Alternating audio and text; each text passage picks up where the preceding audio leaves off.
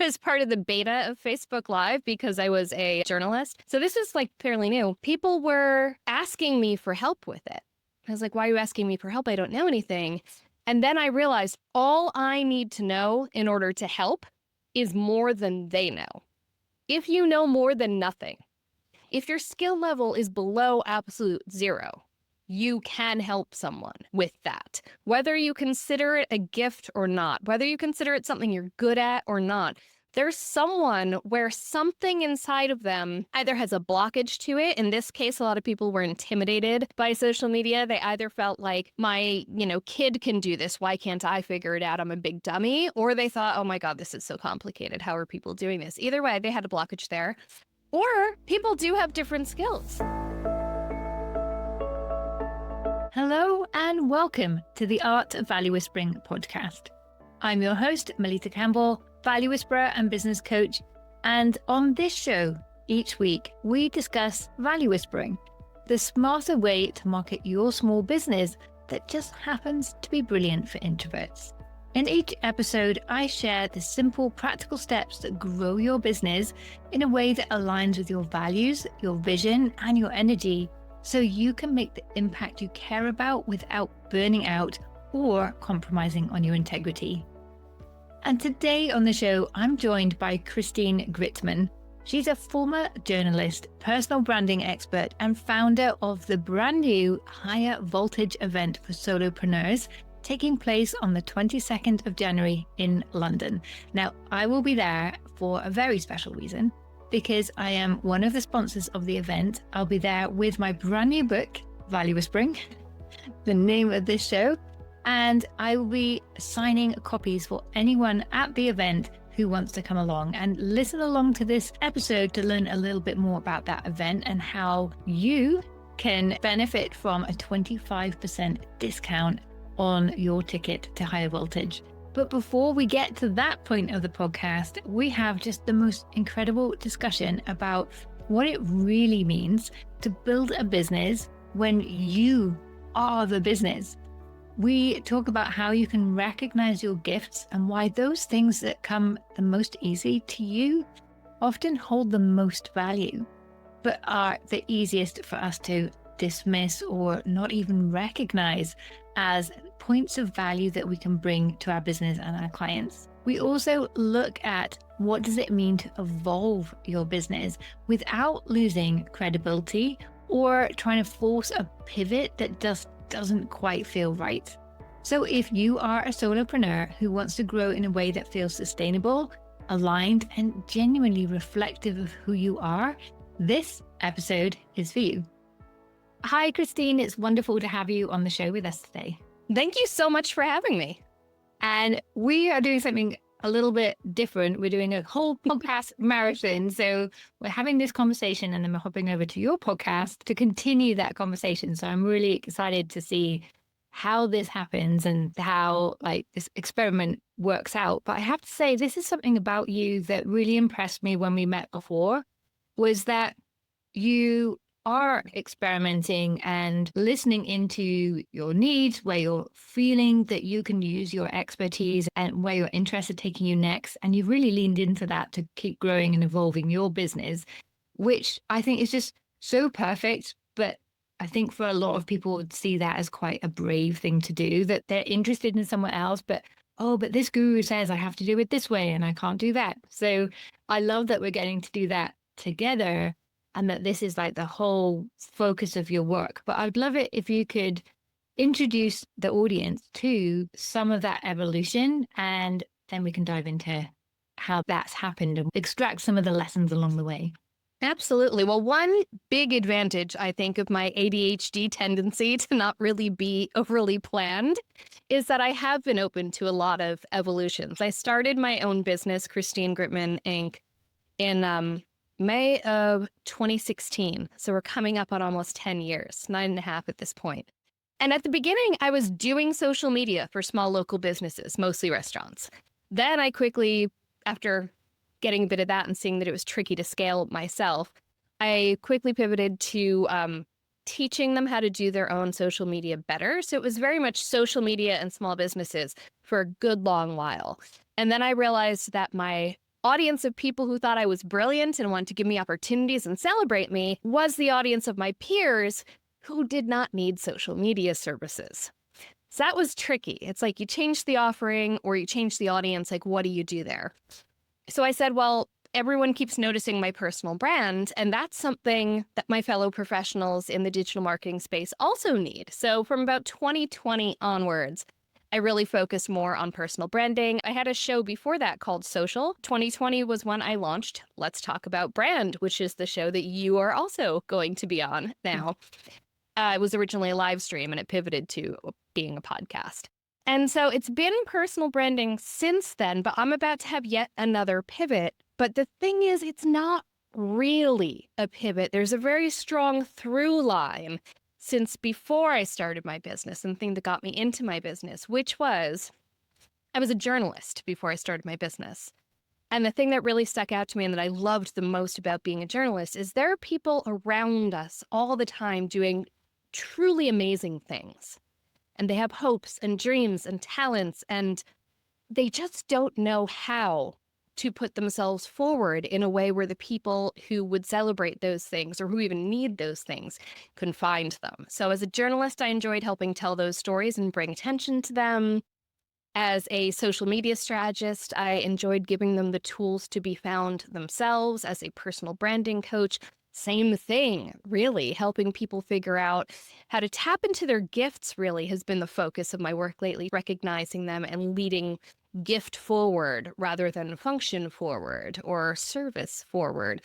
More like, here's what I'm bringing to the world and the people who need it can find it. But now I'm moving into a space that people have told me to move into for years. I have always really come alive and, in fact, built my own personal brand on events, going to events, being an active participant in events, meeting people at events. I moved to the UK from New York in 2023 on the strength of all the relationships I built through events. That's how I had a strong UK network. A lot of those people I met in California, which is not even where either of us is from.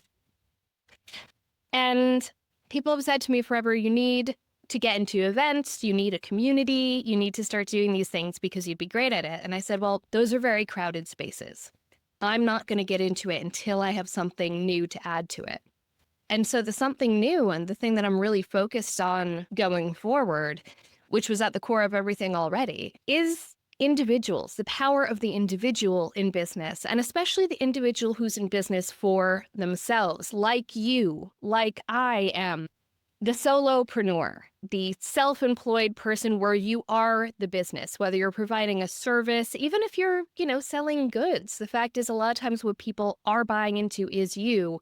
And so really my focus moving forward is going to be, it's not social media specific, it's not personal branding specific. It's just really about people who are their businesses. What did they need? And for the first time, I'm going outside of anything that I know and pulling others in who know things that I don't, who can help this audience. And I'm just kind of corralling it and presenting it. And I'm still figuring out what form that's taking.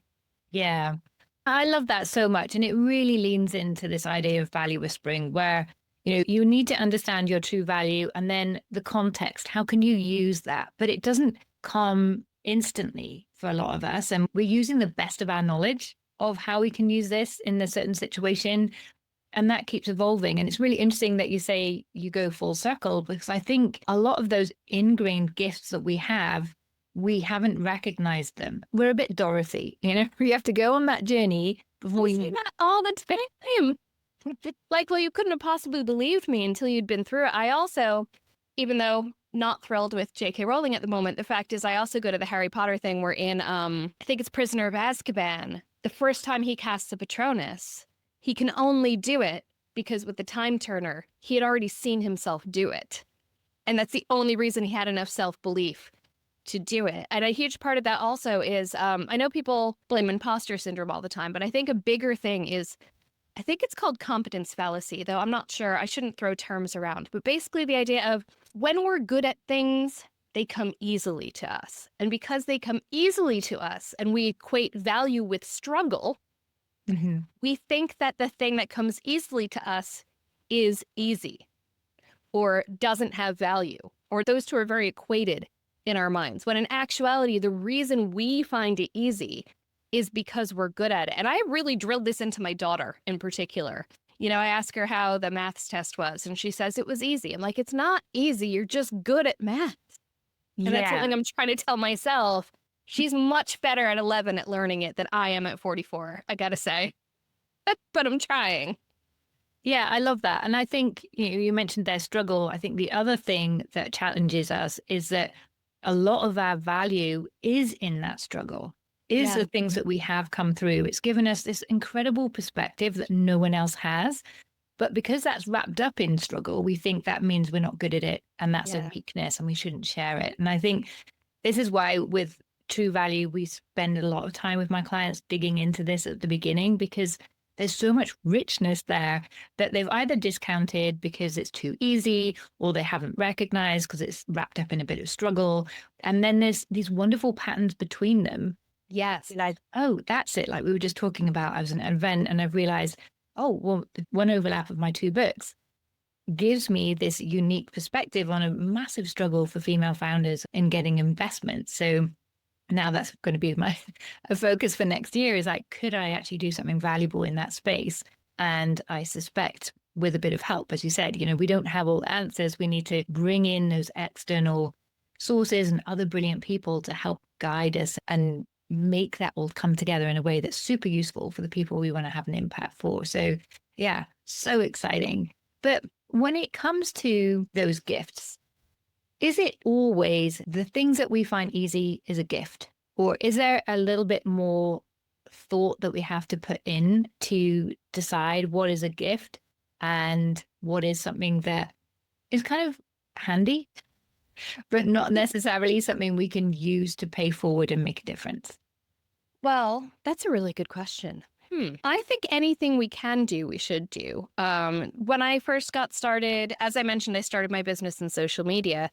And one of the reasons I did that was because I was fascinated by social media. I was geeking out on it. And I said, well, no one's going to give me a job in it. I'm going to give myself a job in it. But at the very beginning, other people had to point it out to me. I thought that I didn't know what I was doing at all. I was like, I'm just tinkering. I'm just playing with it. This isn't a skill. This is just, this thing is here. I'm using it. I don't know anything. I'm just playing. And then I realized, because I was a full-time journalist at this point, but I had a strong social media presence. I was just kind of going on instinct. This was around 2015 that this really happened. So social media had been around for a few years, but it was really starting to gain momentum and steam as a marketing tool. Live streaming was in beta. Like I was part of the beta of Facebook Live because I was a journalist. So this is like fairly new. People were asking me for help with it. I was like, why are you asking me for help? I don't know anything. And then I realized all I need to know in order to help is more than they know. Yeah. If you know more than nothing, if your skill level is below absolute zero, you can help someone with that. Whether you consider it a gift or not, whether you consider it something you're good at or not, there's someone where something inside of them either has a blockage to it. In this case, a lot of people were intimidated by social media. They either felt like, my, kid can do this. Why can't I figure it out? I'm a big dummy. Or they thought, oh my God, this is so complicated. How are people doing this? Either way, they had a blockage there. Or people do have different skills. There's things I just cannot wrap my head around, largely to do with numbers. My parents, by the way, both have doctorates in mathematics, so it skipped a generation for sure. I see the way my daughter can work with numbers in her head, and I see what numbers do in my head, and it's just not there. So the fact is, whatever it is, whatever comes easily to you and naturally to you, someone is less good than you are at it, and you don't have to be an absolute master at it to help them. Though I also want to point out another thing, which is, and I deal with this a lot in my work, which is there's a big difference between the things you're good at and the things that light you up. Usually the things that light you up do involve something you're good at. It feels really good to be good at something. That really does connect to your gifts. But I know, and all my fellow gifted children, anyone who's identified as a gifted child can relate to this. Being good at something doesn't necessarily mean you're interested in it. There was all sorts of academic stuff that I was not interested in. And they thought, well, you must be because you're smart. I'm like, but I'm not. I want to draw and sing. I don't want to be, rewarded for being smart by getting more stuff to study. Like, no, thank you. So the stuff that lights you up is usually connected to the good feeling of using a gift and the alignment that comes with using one of your innate gifts. But that doesn't mean you should feel obligated to figure out how to turn every gift you have into something you can use. You have enough gifts to spare. Focus on using the ones that make you feel good to use, that excite you to use, that make you want to geek out on figuring out how you can use. And don't worry about the rest. Yeah, I love that you said that, because in my first business, I was a communication consultant and I got pulled into all sorts of things and it all paid really, really well. So I was like, that's the scariest bit. Yeah, so I can do that. But then I didn't love it. And I ended up coming really close to burnout because everything felt like a chore because it wasn't lighting me up. Can do, what you're willing to do, and what you want to do are separate things. And that's where people get so stuck, because they do the things that they're willing to do and able to do and that people want to pay them to do. And then, of course, like attracts like, they start attracting more of that to them because they get known as the person who does that thing.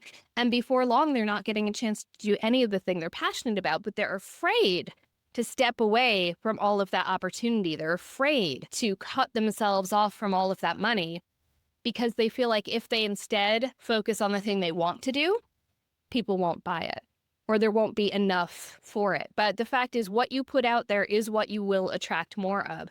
And you'll still attract the stuff that pays money. That's the other thing. If you put yourself out there as saying, I do thing X, people will still ask if you do thing Y and thing Z. You can still say yes if you want to, if the money is right, if it feels right to you, but still put yourself out there as doing X. If X, not the drug X, I should pick a different letter, different variable. Put yourself out there as doing the thing that you really want more of. It actually won't cut you off from opportunity, because if relevant skills are also used for doing task Y and task Z, people will ask you whether you want them to or not. They will. So just put yourself out there as doing the thing that you actually want more of and that will make you happy. And it will follow. It might be a slower build. It might be scary, but you'll feel so much better. And success isn't just about money. Success is not a quantitative thing. It is also qualitative. Yeah, 100%. Oh my gosh. I love everything you were saying there. I was like, oh, I need to ask this and this and this. But yeah, in that scenario, when I had that business, I was getting this work that I was really good at and became very well known for, because not that many people are expert in the particular space that I was in. But I knew for a long time it wasn't filling me up, but I didn't really dare to think, like, what else could I do, because it was paying so well. But then I was like you said, if I did something that was really fun, no one's going to pay me for that. There's no opportunity in that. And then again, we equate value and struggle. Yeah, if exactly. I'm having fun, it can't possibly be valuable. Yeah. You can't have fun and make money. There's a reason it's a job. No. Yes, exactly. So, but then exactly what you were describing started happening to me. I was going out networking, I was explaining what I do, and then all these women were coming up and saying, well, can you help me grow my business? It's like, what? No, I do corporate communications and I help leaders communicate with their teams. Why do you think I can help you grow a business? And I just wasn't seeing the connection. And then one lady got really miffed because I said no. And she was, it's in the first chapter of my book, Anna. And she's like, but you're the only one that can. I was like, hold on a minute. What are you seeing that I'm missing? And then she explained that, well, what I'm hearing is that you help people understand the value of what they're offering and communicate that so people say yes to them. And that's what I need. I was like, oh, so that's what I do. And then it's like, that's exactly it. And then that sent me off in a whole nother area and changed my business forever. But it made me realize that a lot of our gifts, we may be missing them, but other people can reflect that back to them. Have you seen that? And is there any way that we can help people dare a little bit more and stay open to that reflection? Absolutely. Well, one of the exercises that I go through with my own clients is at the beginning, it sounds fairly related to one of the things that you mentioned before, which is we look for patterns. We do kind of a past audit. And what I do is, and I encourage everyone listening to try a bit of this for themselves. I say, okay, have two columns and go through past jobs, past experiences where you took a leadership role, past things you were very involved in. And on one side, think of the times you felt good. Think of the elements of that experience that you really, really enjoyed doing, those moments where you felt in flow, where you felt confident, where you felt like, damn, I'm good at this job. Those moments where you think, I'm in the right place doing the right thing. Write down those things on one side. And then on the other side, write down the moments where you felt stuck, the moments where you wanted to quit or did quit, the things where you felt like, that you just really felt stifled in those experiences. And on both sides, in both of those columns, you really start to see patterns, no matter how different the experiences are. You know, the summer job you had when you were a teenager and your big corporate executive position, you'd be surprised by how consistent the things that light you up are and the things that make you feel stuck are. Because usually the things that light you up mean you're using specific gifts. And usually the things that make you feel stuck are those things when you feel blocked from using those gifts. There's a difference between tasks and gifts.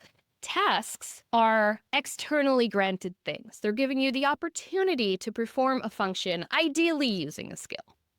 But your gifts are what you bring to everything that you do. So even if you're performing different tasks, which you often are in different situations, in different jobs, in different roles, you're performing different tasks. But a lot of times the gifts that you're using to perform them can be remarkably consistent. And the gifts that you feel really good using can be remarkably consistent even when applied to different tasks. So literally just putting that on paper in black and white, or red and white if you're me, can be really, really incredible because we think we know our own story. We think we know ourselves, but it's not till you kind of take a step back and look at it from a different perspective that you really find that out. And another thing that's helpful is asking people. And I hate that. People always say, ask questions, gather data. And it's scary asking people about you, especially if you have a bit of rejection sensitive dysphoria. And are terrified that if you ask, you're going to find out everyone's mad at you and thinks you suck. That's not great, but do it anyway, because first of all, people probably do really like you, but it's also really useful to see what stands out for people. And it's good to ask people who know you well, certainly, and that's where people default to, tell me about myself, what stands out to you. But I find it's actually more useful a lot of times in a professional context to ask people who barely know you, because that shows what rises to the top. When I do like an online presence audit with someone, I don't do a ton of research. I say, you know what? Honestly, I'm not just being lazy here. Most people aren't going to go into great detail. Most people are going to see what rises to the top. So here's what rises to the top for you. Is that what you want it to be? Hearing the perspective of people who don't know you well can be so eye-opening. I was doing a bit of a brand evolution earlier this year that I'm about to do another one, but I did ask far and wide for words that reminded people of me. And I was really pleased at how incredibly consistent they were. There were so many repeats, and they were all things that I felt good about. But it was good to see what really sticks out to people about me, because I said, you know what, if that's something that I want to stick out to people, I should go extra hard on these things. If that's not what I want to stick out, if I actually wish people notice more of this, that means that this maybe isn't something I'm putting out there enough. In my case, I was quite pleased with how things worked out. But in general, you got to find that out. And the only way to find out is by being brave and asking, but also asking a variety of people and even anonymizing it. Anonymizing it can be a really safe feeling way to do that, because you can say, you know what, your name isn't attached to it. I'm not going to take it personally. I'm not even going to look at the results until I have a certain number of replies so that I can't, mentally connect them to people.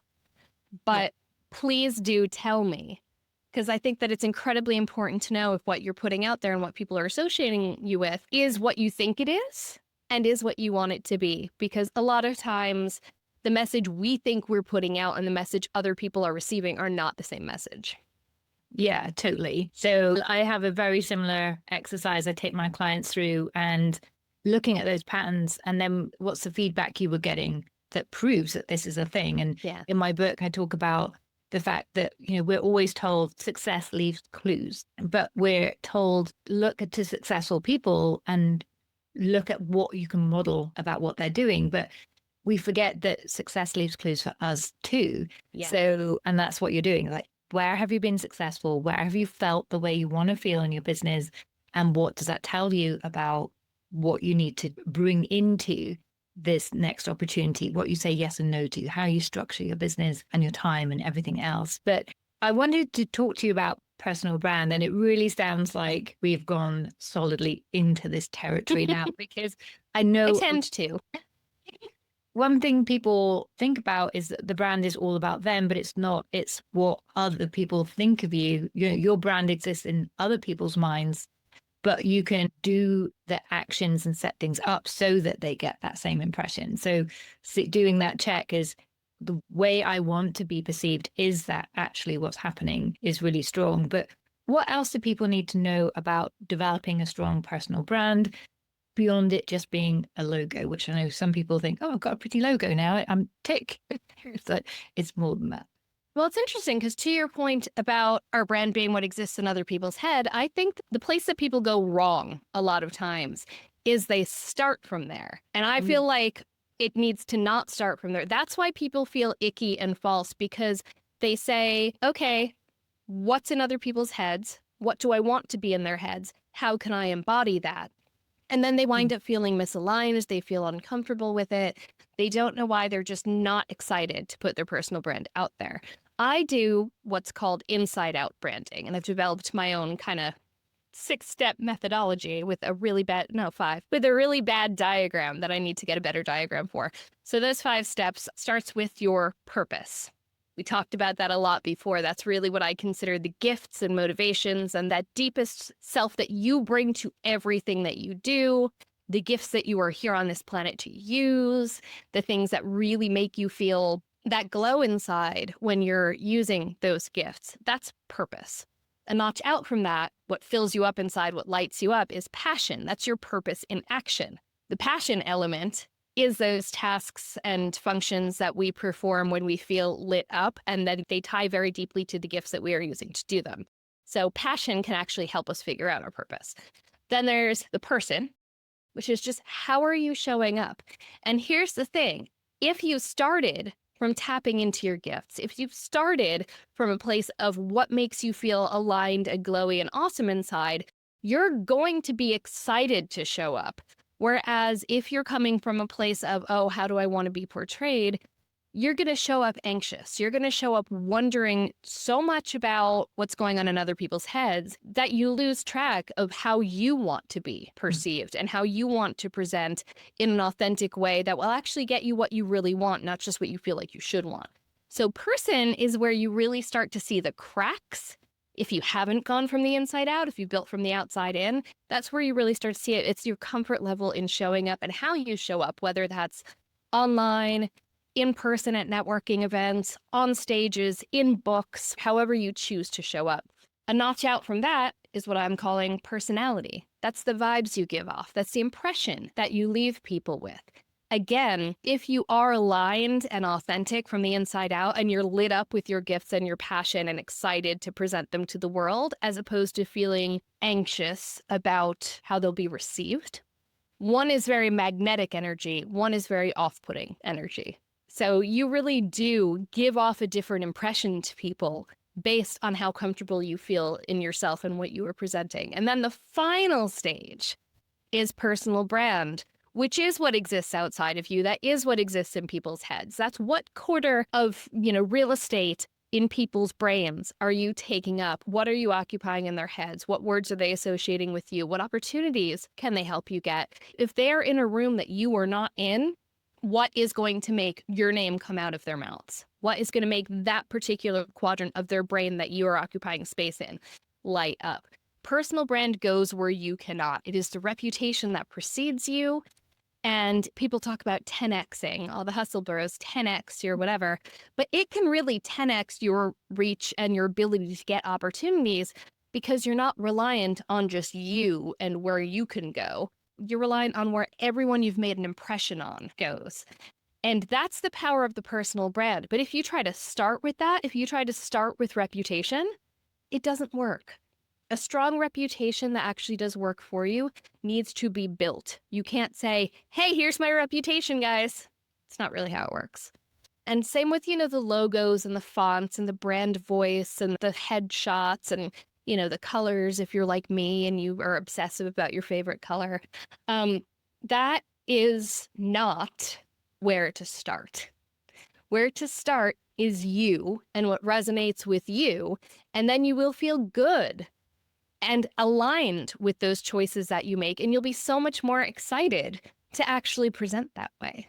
And it'll feel authentic, and people will feel that. People can tell if you're basically, wearing mommy's pantsuit and nylons and 2 big high heels, playing dress up in the mirror, versus if you are showing up as your full self. Yeah, I couldn't agree more. And I think that's when, if you're taking that external view and making that internal, that's where it feels out of alignment. It feels icky, and it's and then people say personal brands don't work. Yeah, but you have it anyway. But it's really, as you say, it's about knowing who you are and amplifying that and just living into that. I like to have my clients put boundaries around where they can have that biggest impact and be most themselves, because we get drawn into so many different things. But if we say yes to everything, we're diluting not just our time and our energy, but then that brand as well. We don't get known for those gifts. So I think personal branding for me is part boundary setting as well, so that you naturally shine as who you are, make a bigger difference, and become known for that. But also people shouldn't feel too trapped by that. And I know you agree with this because we were just talking before about how it can evolve and how you can focus on different ends of it. A lot of people feel the need to niche down too early and to get on a path right away towards getting known for something. When for a lot of people, it can be quite helpful to either be a bit of a generalist for a bit, see what hits, see what feels good, or to recognize, okay, you can go hard on building a name for something, but it's okay if you then want to transfer to being known for something else, as long as you align it in something shared. So, for example, my own story that I told before, I was a journalist for my local newspaper back in New York, and I worked with a lot of small business owners. And so then when I made the very big transition in my mind to instead being a self-employed social media consultant, huge difference, right? Not really, because they had trust already that I was a supporter of small local businesses and that I was good at social media. So they already tied me to these things. They already considered my personal brand in their heads as being these things. So it was easy to take them along on that journey. Similarly, I've always been in a lot of solopreneurial spaces. I've been a big champion of people who are in business for themselves for ages. So this current transition that I'm about to really be in, where I want to make a name for myself in the bringing solopreneurs together and getting the resources that they need, technically it feels like a huge leap that I'm no longer going to be identifying as a digital marketer specifically. But it's actually not. I'm doing what I've been doing all along, which is saying people are doing incredible things, and I want to help give them the ability to be able to continue doing that. It's what I've been doing since I was a journalist. And I'm not actually doing anything different. Yeah. And I think as we evolve, we deepen our understanding of who we really are, what those gifts are, and just how to use them wisely. It's like with the superhero, they have the power. They don't quite know how to channel it and use it. And then by the end of the film, they save the world, Yeah, you think Spider-Man kind of falling down from building. He's trying to figure out the webbing. Absolutely. And it's okay if you do. Yeah. And I was on a panel a couple of weeks ago, and yeah, it was myself and this other person, and our sort of expertise was personal branding. We were coming from different angles. But someone asked, well, can you change that? Can you evolve? And the other guy was like, no. And I understand where he's coming from, because he said, if you try and change and you're someone you're not, it's a recipe for burnout. because you'll go out of alignment. So absolutely don't change. And I was like, yeah, but if I went to myself like 20 years ago and I was, a very good girl, put my head down, used my gifts to help my company, but I would never have imagined that I could stand on stages, give a TEDx talk, become like an expert in sales. All of these things that I'd been told I was no good at, I had believed that, and so didn't even try. So I think stick with where you were strong, but experiment. Like have a portion of that to experiment. Keep your eyes open because there are going to be new skills that you perhaps haven't even tried out yet that you're going to be amazing at, and where that's going to feed into your natural gifts and help you have an even bigger impact. And I think we can go with our own appetite of how big or small those experiments are. So I think, yeah, know what works and keep doing that, but keep also learning and evolving because there's more you can do. And I think that's one of our big opportunities as business owners is we can try out these new things and there's no one stopping us from like making a complete pivot. But as you said, and my experience as well, is like never really is that big. Anyone who was just listening to the podcast only version didn't see the faces I was making when you were talking about how the guy on the panel was saying, no, you can't change your personal brand. That implies a personal brand built on the functions and tasks you perform, as opposed to a personal brand built around a person. People evolve. My goodness, my favorite thing about a personal brand is that it's not a function. It's not being a cog in a machine. It's being a human. And it should be built around your human gifts that you can apply to anything. Oh, I'm so mad at that person. This is why I don't get Botox, so I can crinkle my whole face when I hear that someone is saying you can't change your personal brand. Yeah. And I think it's just really exciting for us. And when you take that, what feels like a big leap, and then you turn around like in the future and think, well, that was just the obvious next step. And I needed to make that to really grow and have more of this impact. And yeah, I think we need to straddle both. And I gave the example on LinkedIn recently of my local Christmas market. Every year they have the stands they know that are popular and that work. But they have a whole section where it's always a big experiment. And then it's always interesting to see the following year which aspects of that have become incorporated, which ones aren't working anymore, and it changes. So there's always some the same, but it's always learning and growing and improving. And that's so important. You have to try new things. I mean, I hate to, again, a time when I'm like, okay, well, the source of the quote isn't great, bit problematic, but the quote is good. Henry Ford once said, if I had asked people what they wanted, they would have said a faster horse, rather than an automobile. But instead, he tried something new. He put something out there that they hadn't had before. And I think it's fair to say that automobiles wound up hitting. So, I mean, sometimes you don't know what's going to work until you try things. And you might think, well, people want this. People have had a consistent appetite for this. People rely on me for this. So this is what I have to provide. It's like, well, you don't know that. Maybe if you try providing something else, you'll find that actually people would love that. They may not even know that's what they want until it's presented to them and they try it and they say, oh, wow. Yeah. And even when we try things and it doesn't work, that's really important information as well that often hones our gifts further. So yeah, we'll go out and experiment. But I'm kind of wondering, how can people encourage themselves and others, or if they have a team, their team and organization, to use these gifts bravely and use them to feel more motivated and really continue on that growth journey? I think, again, a lot of it goes back to looking at those moments that light you up and looking at the moments where you feel stuck. And when it comes to that stuck feeling, when it comes to that discomfort, there's really two types of discomfort. There's discomfort that is a growth opportunity because we're just hitting against the ceiling of the next plateau that we can reach in our growth. But then there's also discomfort that is just misalignment and we're just butting our heads against the same brick wall and our energy is really better used elsewhere. So you actually do want to put yourselves in positions where you aren't just comfortable all the time. Discomfort can be really educational and really helpful. but you do need to learn to identify which type of discomfort it is. If it's discomfort where you're butting up against a brick wall, allocate your energy towards the things that are making progress, towards the things that are flowing to the degree that it is within your power to do so. And if you're self-employed, guess what? You have the power to do so. But also, if it is an opportunity where the blockage is something that actually, if you put your head around it and devoted kind of energy to solving the problem, you could. And it would kind of bust things open in a whole new direction and make things flow more easily.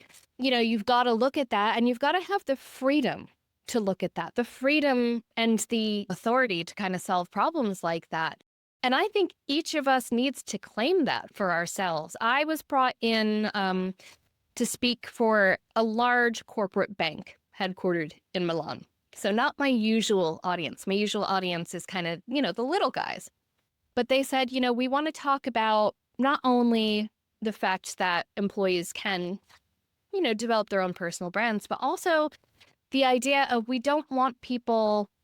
They used the example of people at the elevator banks on Monday morning being grumpy to be there. And then, the whole, oh, thank goodness it's Friday at the end of the week. And the idea that we kind of compared it to the show Severance, where it's like there's your real life outside and then there's work. And you're not bringing your real self to work, and you don't feel like you are. And work feels like a chore that you have to do a set number of hours a week. But the fact is, if people and companies need to create this environment, and whoever the boss is, even if you're a 2-person business and you have, one person working for you, people need to create the environment where people within the organization feel like they have the psychological safety to bring insights to the table. And yes, the boss may still say, look, that's not the best allocation of your time and energy right now. And that's their prerogative to do so. That's fine. But there's a big difference between feeling like you can bring it up with the knowledge that they may go with it or not, versus feeling like you can't even bring it up. And ultimately, you don't want people in your organization to feel like they can't bring up things that'll help make it better. And that's really on whoever the head is to say, bring ideas. We value your insights, and to mean it and to back that up with action. But it's also on the employees, so on some level, to sort of test those boundaries. When someone questions something, that shouldn't be seen as challenging you in a negative way. It should be seen as this person is invested. This person has an investment in making things better because they care. Because you know who never brings up a better way to do things? An employee who is checked out, who feels like a cog in a machine, who's just waiting for that paycheck. You want people within your organization to feel invested in its success. You want them to say, this is something that excites me. I'd love to geek out on it a bit. I know that some corporations like Google, I think, has like a whole day each week or each month or something like that, where they straight up say, this is for your job projects. This is for you to work on something else. Ideally, that will benefit Google. But a lot of Google's products have come from that time where employees were encouraged to think outside of their job description and to geek out on something. Like, geeking out on stuff is one of the most incredible human superpowers in the world. So I think that just encouraging environments where people feel safe to say, this gets me energized, this does not, what can we do here, is just absolutely huge. And it's a huge part of why a lot of us became self-employed, where actually we could be benefiting other people's companies greatly if we had only been given the voice to do so. A lot of people who are self-employed because they were not given voice within existing organizations. So we had to give a voice to ourselves.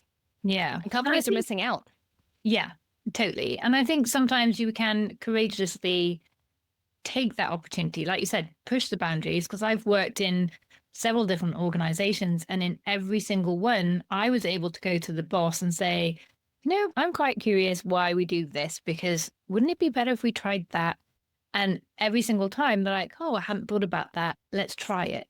And they were always open to my ideas, even in like huge corporate. I worked for the largest bank in Europe, which doesn't exist anymore, but back then it was the largest bank. And even then at the number 2 of the entire bank was door open when I went and proposed an idea. And I think in the end, I started a women's network and got involved in leadership coaching within that organization to help more people be courageous. And I think sometimes we think we can't say these things, but when we open up and say, hey, this could be a different way, what do you think? We're met with like open ears. So this is unlocking an experience I had pretty much forgotten. I was like 23. I was not confident. I was in a corporate environment, and I was actually in a job that I was so miserable at that I wound up quitting it. And I had and it is all because the person who was just above me, who I reported to, she was miserable. She wouldn't hear a thing. But I actually did choose a battle that I'm really proud of myself for doing, which is I said, okay, it was a creative services department. We had hundreds of field employees all over the country. And in order for them to get their business cards, they needed to write to me or to the person I reported to, who then forwarded it to me. We had to enter their information into a system that we sent to a graphic designer, who then sent us proofs and blah, blah, blah. And I said, we just moved office suppliers to Staples. They're all ordering their office supplies themselves now instead of having to come through corporate. And Staples has an ability to order your own business cards. Why don't we set up our branded business cards in that system? And the person I reported to, she really liked being in control of the process. So she came up with a lot of reasons why we couldn't do that. One of them is that we were a green company, and she's like, I'm not sure that they'll meet our sustainability requirements. They have recycled paper, but do they have, non-toxic ink? Do they have, she just came up with every little thing that she could do. She said, what if they changed the format on us? And I said, well, we can still have to approve it. And she was just against it. And I went over her head. I went to our mutual boss, because it turned out she was not my boss. I reported to her, but she was not my boss. The head of the department was our boss. And I went to her and I said, here's how much money the company could save. Here's how much time the company could save if we did this. Can I bring in the guy from Staples and just talk to him about our options and see if we could get the price down lower and make sure that it meets our environmental specifications? And it worked. I changed the whole way these hundreds of people were able to get their business cards. And it sounds like such a silly thing, but that was something where I said, you know what, this is ridiculous. Why are we spending time on this? I mean, we still had to approve, when people applied, but I heard all of her objections, and all of them boiled down to, because this is the way we do it. Mm-hmm. And I answered each objection with, here's a better way we could do it. Oh, I had forgotten that story. I'm proud of that now, just because I did not feel empowered in that moment, but I empowered myself in that moment. And I said, who can I talk to who has the authority to actually make this happen?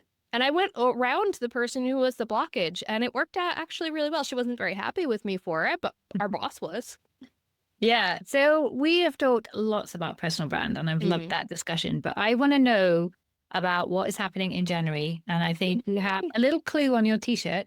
I do. You can't see it right now, but higher voltage. So higher voltage, which can be found at higher-voltage.uk. As I mentioned before, I'm going deep on solopreneurs and on teeny tiny micro businesses, people who are their business, which makes sense being, coming from personal branding. And in a lot of the small business spaces that I'm in, and there are many, I feel like they've all taken a turn towards being about growth, towards being about scaling, towards being about hitting those 7-figure years or 7-figure months, depending on who you're listening to, like just blowing up. And I was like, where are the spaces for the copywriter who just wants to be able to write and like stop working when the kids come home from school? Where's the person who just wants to be a coach or a consultant? Where's the place for a person who doesn't need to build an empire, who just wants to be able to afford to do what they enjoy doing and what people enjoy paying them to do? How do we have a space for people who want to grow stronger, not necessarily bigger? And what will make those businesses grow stronger? And so I put together an amazing, amazing lineup of speakers, all people who I have learned from over the years, people who are experts in things that I am not, people who are so much better than I am in the areas of their specific expertise. So I'm speaking as well. And I put the sessions in a very deliberate order is another thing. I go to a lot of events and the sessions are fantastic, but they're kind of disjointed. So this is a deliberate journey. We're starting higher voltage with our opening keynote. Well, we're starting with me, really, and I'm going to give sort of a framework for how people can apply the day's journey, which also does kind of echo my inside out methodology, to their own businesses. We've got our opening keynote, Danny Wallace of the Big Festoon, and she's going to get everyone pumped about using your voice, tapping into that and recognizing that you have value and you deserve to be heard. But no one's going to give you permission. You need to take it. You need to use your voice. Then, okay, you've got that. How do you use your voice? What do you say? We've got Sophie Lee of Electric Peach, who's a brand storytelling expert, talking about how to find those words, how to tap into what your brand story is. And it's not just, your little PR blurb. It infuses everything that you do as a business. So how to figure out that brand story. Okay, great. You know what you want to say. Now, how do you make sure people will actually listen to you? Well, you need a good personal brand, right? And you need a business brand. So Sapna Puru, who's a best-selling author and branding expert, is going to be talking about using your business brand to build your personal brand and making sure that you kind of develop that authority so people do listen to what you have to say. And then Sapna did my brand, and I get all the time people coming to me, I love your brand. You're so consistent. I can spot you a mile away. She did a great job on that. Love Sapna. She's been on the show a few times too. She's amazing. And her best-selling book on branding, Let's Get Visible, is actually every higher voltage ticket holder gets an e-copy of that, which is exciting. And they're going to get another book too. We'll talk about that in a minute. And then after Sapna gets us psyched about building our brand, we have Hannah Spence of Clockflower Solutions, aka Miss B Scene, talking about visibility, because it's all well and good if you have your good branding, you have your story set, but you need to get out there. You need to put yourself in situations where people can hear you.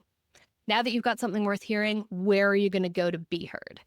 Then we've got Janine Coombs, who is she's my coach, actually. She coaches coach-shaped people, but her thing is offerings. Her thing is, we know about the client journey. We know about our own visibility journey. How do we make sure that we build offers in that place where the two meet? Understanding what our audience wants and what they want to buy, but also what we're offering and marrying those two. And that's a great thing for after that, because it's great to get all hyped up on your visibility and your brand and your all of that. But when it comes down to it, we're a business. We need to make sure that we actually are putting something out there that people can buy. So that's where Janine comes in. What can people buy and how can we frame it in a way that they'll want to buy it? And then our closing keynote is the brilliant online business expert, Teresa Heath Waring. And she's going to talk about successful online launches, what does and doesn't work. Because you can have the greatest offer in the world, but if you don't know how to launch it, you don't know how to get it out there, people aren't going to find out about it. People aren't going to buy it. So it's taking us the higher voltage day. It's a single stage event taking us on that journey from getting all glowy up inside and recognizing our value straight through towards getting paid for that value. And I'm hoping it gets people fired up. It's on 22nd of January. We're trying to take advantage of that new year, new me January vibe, but it's a few weeks after Christmas, so hopefully people will have, recovered a bit financially. And there's not much going on in January. It's not like, we're coming off of a really busy event season here in the autumn.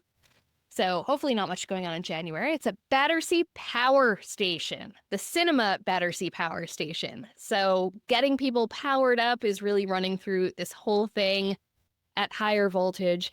And we've got another thing that's going to inspire people, don't we? We do. Yeah, what do we have? We have my brand new book. I think it was going to be The Art of Value Whispering, but I think I'm going to drop The Art of, and it's just going to be Value Whispering. It's starting to look a bit better on the cover.